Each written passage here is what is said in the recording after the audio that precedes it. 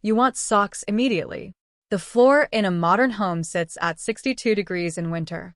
Even with the heat running, even with carpet, your feet have more nerve endings than almost anywhere else on your body, 72,000 sensors.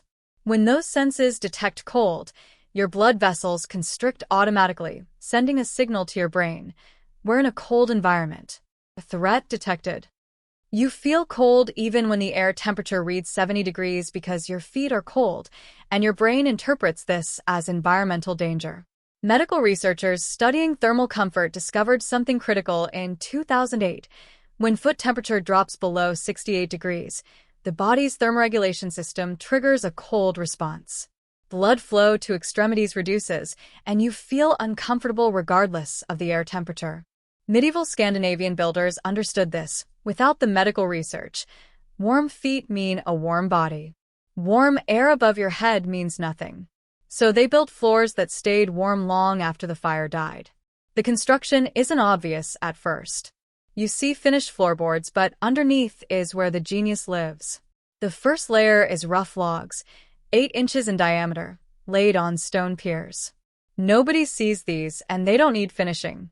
The second layer is 12 inches of densely packed material, sand mixed with clay, sometimes wood ash from old fires.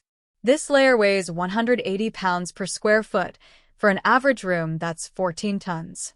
The third layer is finished hardwood planks, 3 inches thick, tightly fitted. This is the walking surface. Total floor thickness, 22 inches. Total mass under your feet, 200 pounds per square foot. Now, place the masonry heater directly on this floor, not raised, not on a platform, sitting right on it. When the fire burns, heat radiates in all directions, up, sideways, and down into those 14 tons of sand and clay. The fire goes out, but the floor remembers for 18 hours. That mass continues radiating stored heat upward. The surface temperature stays around 70 degrees, comfortable like sun-warmed stone. A Norwegian family keeps temperature records for an entire winter in their restored 18th century cabin. They light one fire each morning, 2 hours of burning, and the floor stays above 68 degrees until 11 p.m. every day. With outside temperatures at minus 20 degrees, your feet stay warm. When your feet are warm, your entire body feels warm, even if the air temperature drops to 60 degrees. Modern radiant floor heating tries to copy this, using warm water tubes under the floor. It feels better than forced air, but those tubes have no mass. When the system shuts off, the floor goes cold in 2 hours. You need continuous energy input. The medieval floor mass keeps radiating for 18 hours after the fire dies. No energy, no systems running, just physics and mass. Modern building codes measure insulation, R values, how slowly heat passes through materials. They completely ignore thermal capacity, how much heat materials can store. A medieval floor with a low R value but massive thermal storage outperforms a modern floor with a higher value and zero storage. The codes measure the wrong thing. Even perfect heat capture and warm floors mean nothing if heat escapes every time you open a door. Watch what happens next. The winter trap. Open your front door in winter for 5 seconds, then close it. Feel that cold air pouring in at your feet, like an invisible river. It spreads across your floor and settles. Your heating system has to fight it. Every door opening dumps cold directly into your home. You waste heat and you waste money. Medieval builders never allowed this to happen. Visit a surviving cabin in northern Sweden, built in 1680 and still occupied. The entry looks strange to modern eyes. There are 2 doors, one to the outside, one to the inside, with a small, unheated room between them. The locals call it vintering or winter catch. The sequence is specific. You stand outside in the minus 20 degrees cold. You open the first door and step into a tiny room, maybe 4 feet by 4 feet, just enough space for one person. You close the first door behind you. You're now in the small room. It's cold here, maybe 40 degrees, but you're out of the wind, out of the brutal exterior cold. You can't open the second door while the first door is open. The space is too small, and the angles don't work. This is intentional. You wait a moment, then you open the second door and step into the main cabin. You close it behind you. The warm cabin air never touched the outside air. They never mixed. The cold air you brought in stayed in that buffer room. Over the next few minutes, the buffer room warms back to 40 degrees. A little heat bleeds through the inner door, but not much, just enough. By maintaining that buffer at 40 degrees instead of minus 20 degrees, you create a thermal stepping stone. Cold to medium, medium to warm, never cold to warm directly. A Minnesota family tests this.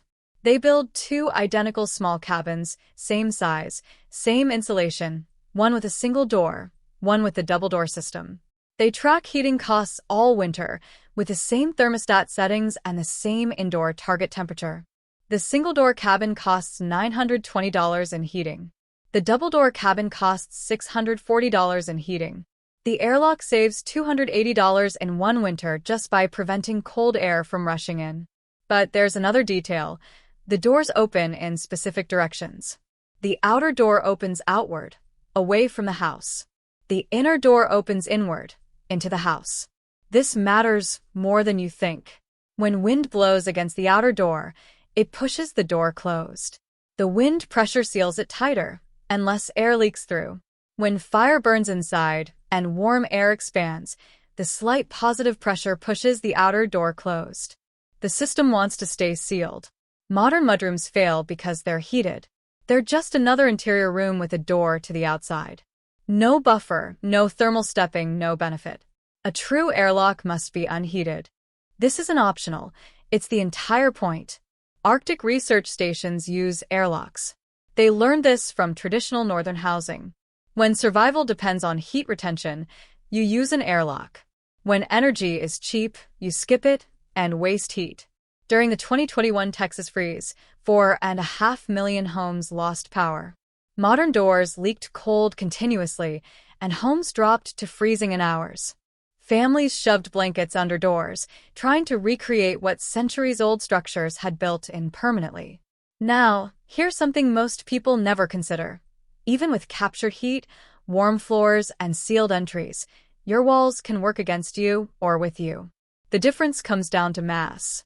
When walls become batteries, spend a night in a modern house during a cold snap.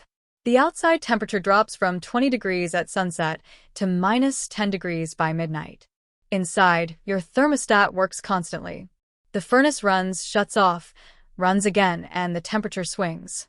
You wake up at 3 a.m., either too hot or too cold. Now, spend a night in a cabin with 10-inch log walls during the same cold snap. Same weather, same temperature drop outside. Inside, the temperature barely moves, staying steady and calm. Touch a modern wall, thin, hollow. Knock on it and hear empty space behind. Drywall over air, over insulation, over more drywall. Touch a log wall, solid wood, 10 inches thick, dense, heavy. Knock on it, and there's no hollow sound, just solid mass. This mass does something modern walls can't. It remembers temperature. During the day, when the sun hits the south wall, the outer surface warms, but that heat doesn't rush inside.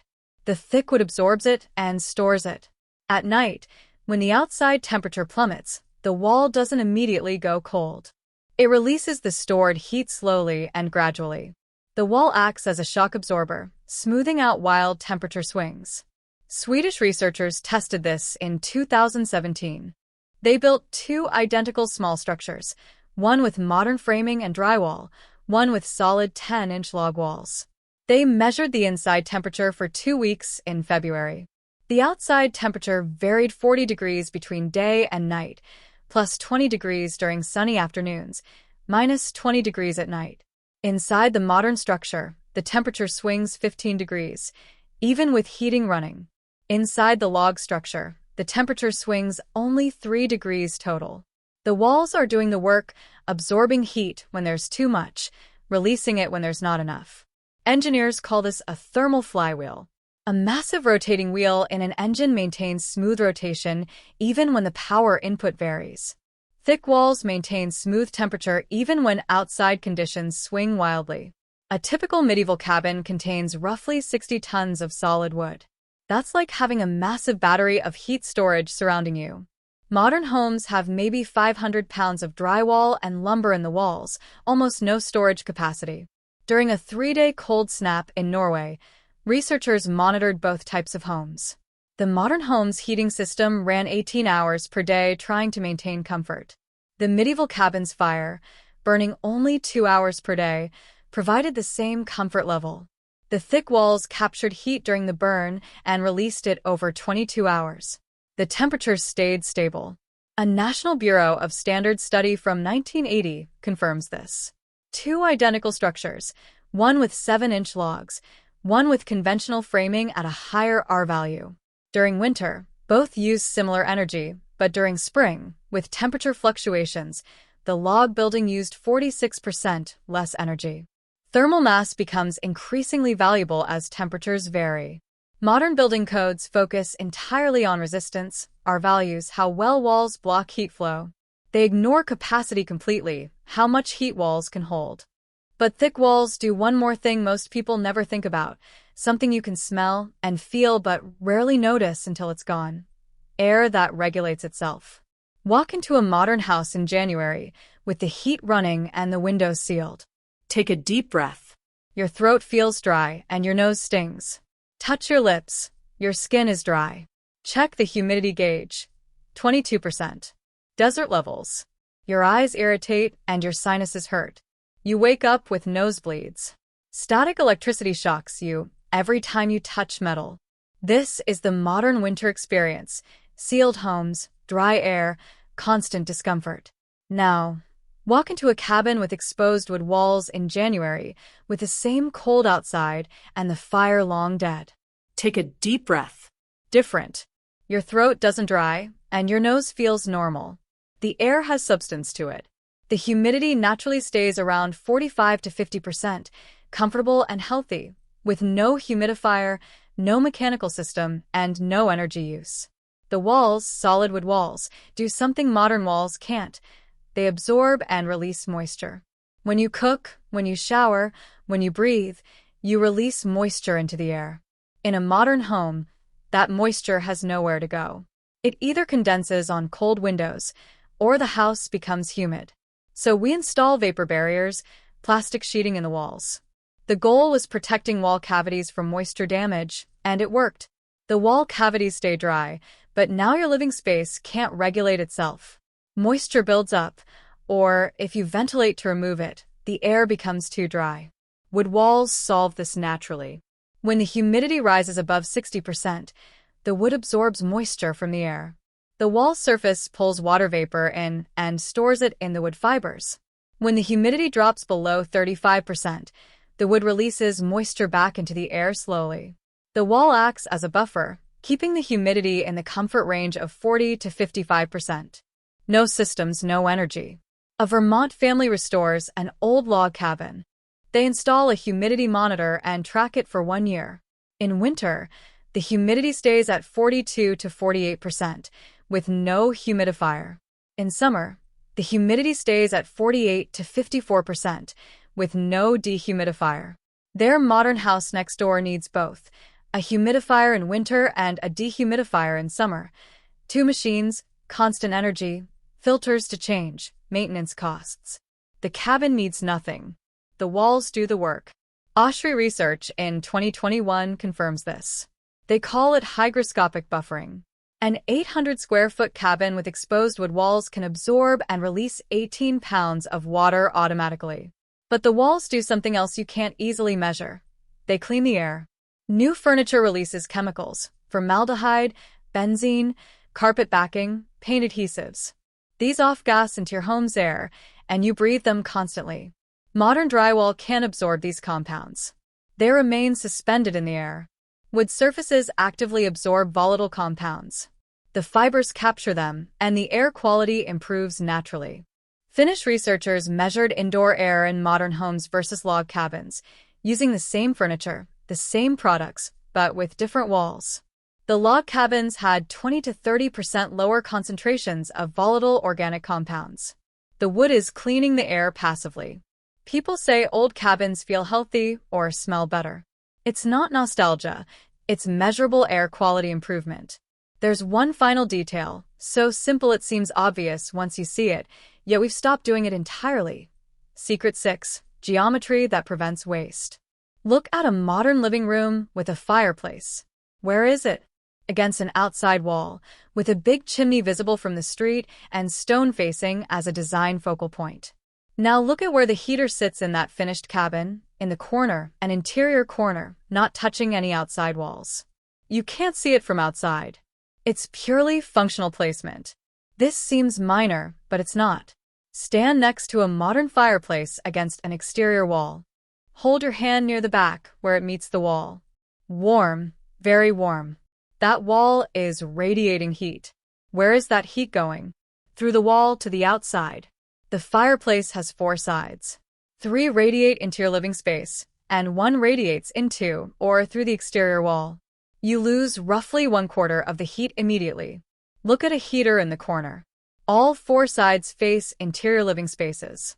No side touches an exterior wall. Every surface radiates useful heat. Nothing wastes. A Swedish architect studied 40 surviving medieval structures in 2015. Every single one placed the primary heat source at an interior corner, never against an exterior wall. 0 exceptions. This isn't random. It's discovered wisdom. But corners do something else. They're naturally the coldest part of any structure. Touch the corner of a room in winter. It's always colder than the middle of a wall. 2 exterior surfaces meet, and heat escapes from both sides. Cold concentrates there. In modern homes, corners develop condensation, sometimes mold, problem areas. By putting the heat source there, the warmest object sits at the naturally coldest spot. The corner becomes warm, condensation can't form, and mold can't grow. The problem doesn't exist. Modern architects place fireplaces for aesthetics and visual impact. The chimney is a design statement.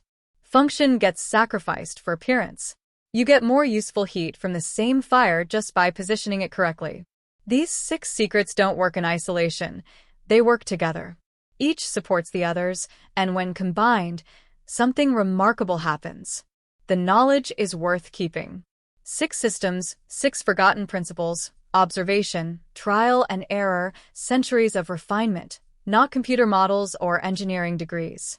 Homes that kept people alive through winters that killed others, homes that functioned when everything failed, homes that improved with age. We abandoned these for speed and cheap construction. We traded resilience for convenience, independence for dependence. The result is homes that work only when the grid works, homes that become uninhabitable when the power fails, homes that cost less to build, but far more to operate. That finished cabin stands as proof that another way is possible. Better comfort, lower cost, true resilience, not through technology, but through understanding physics and working with it. If this investigation changed how you see heating and home design, hit that like button and subscribe to this channel. This knowledge needs to be preserved and shared. For those who want to go deeper, the Medieval Survivor membership gives you technical construction drawings for each system, detailed specifications, cost calculations, building code strategies, and supplier directories, everything you need to actually build with these principles. Leave a comment. Which secret surprised you the most? Have you experienced any of these problems in your own home? Share your story. Share this video with someone who complains about cold floors, high heating bills, or dry winter air, someone building a new home, or someone who cares about resilience. This isn't about living in the past. It's about understanding principles that work, principles we forgot, but desperately need to remember. Thank you for watching. You probably look at this place and just see another old cabin with log walls and that rustic, cozy charm. Maybe you think it's just a weekend getaway for folks who like to pretend they're living a simpler life. But researchers in Finland see something very different. Something that seems to break the laws of physics as we understand them. It's a remote cabin built 200 years ago. The outside temperature is -30 degrees, the kind of cold that can kill you. Inside lives an elderly woman named Helm, who is 82 years old. Her fire went out 18 hours ago. There's no heat, no electricity, just cold ashes. The researchers bring thermal cameras, expecting to find Helm in some distress, battling the cold. They point the camera at the floor, and it reads 71 degrees. Then they point it at the ceiling, and it reads 58 degrees. The floor is a full 13 degrees warmer than the ceiling. That just shouldn't be possible. Heat rises, so the ceiling should be the warmest part of the cabin. They test the modern home next door, built in 1985, with electric heat running all night long. The outside temperature is the same brutal -30 degrees. The result? A hot ceiling and a cold floor. The owner is shivering under a pile of blankets, and his heating bill is $340. Helm, meanwhile, wakes up perfectly comfortable, walking barefoot on her warm floors. Her heating bill? $0. This 200-year-old cabin heats people better than modern engineering can. And it's not because of superior insulation. Her walls are actually thinner. It's not because of advanced materials either. It's just logs and clay. It's all thanks to 6 interconnected systems that medieval builders understood completely, but that modern construction has abandoned in favor of continuous energy consumption. Before we get into what those systems are, leave a comment and tell me, have you ever lost heat during a winter storm? How long did it take before your home became dangerously cold? Let's start with the labyrinth that captures fire. Watch smoke rise from a modern fireplace. It goes straight up, fast, and it's gone in seconds. Now walk outside while that fire is burning and touch the chimney. It's hot, sometimes too hot to keep your hand there for long. That heat is escaping, rising directly into the atmosphere. You're basically heating the sky. A roaring fireplace can actually make a room colder because it pulls the heated room air up the chimney faster than the fire can replace it. This draft pressure drops the room temperature, so you really only feel warm when you're standing right in front of the flames. Now, let's travel back in time to rural Russia in 1650. You're a peasant and winter lasts 7 long months. Firewood is precious, and you can't afford to waste a single stick. Russian builders developed something different. They called it a PCH. It's a massive brick structure, sometimes 8 feet tall, built inside the home. The design is counterintuitive. Smoke doesn't go straight up. It enters a maze. You light the fire, and the hot smoke rises into the first chamber. Then it hits a wall. It can't go up, so it has to travel sideways, 8 feet through a brick channel. Then it hits another wall and goes down another 8 feet through brick.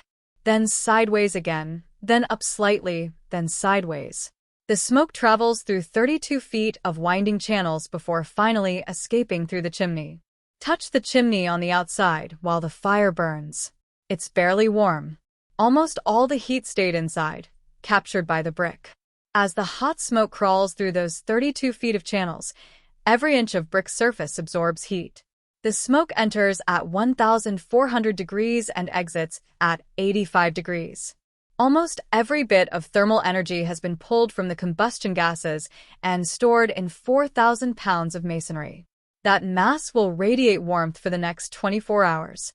The surface temperature is 100 to 130 degrees, warm to the touch, comfortable and safe. One fire heats your home until the next morning. The question is, why 32 feet exactly? Why not 50? Why not 15? Through 4 centuries of trial and error, Russian builders discovered the optimal smoke velocity. If the smoke moves too fast, it exits before transferring its heat, and the channels become useless. If the smoke moves too slow, it cools inside the channels, condenses, creates tar, and blocks the passages, and the system fails. 32 feet gives you 9 seconds of contact between the hot gas and the cool brick. That's the precise duration for maximum thermal transfer. They didn't have thermometers and they didn't have engineering degrees. They built, observed, and refined generation after generation, and they got it perfect. Compare this to what happened in America during the 1970s energy crisis. Oil prices exploded and Congress panicked. They called in engineers to make fireplaces more efficient.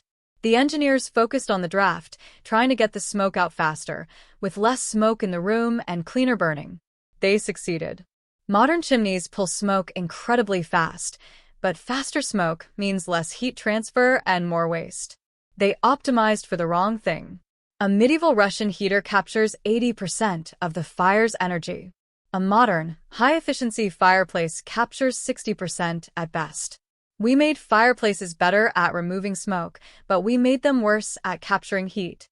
Heikki Heikkinen, a Finnish researcher, tested 20 preserved masonry heaters in 2019. All of them were built before 1850, and every single one outperformed modern EPA-certified wood stoves, and not by a little, by massive margins. If you're seeing this for the first time, hit that like button. This investigation reveals knowledge that most builders have completely forgotten. But capture heat means nothing if it doesn't reach your body, and your body makes contact with one surface more than any other: the battery beneath your feet. Stand barefoot on a modern floor in winter. 10 seconds. Your feet go cold, and your toes curl.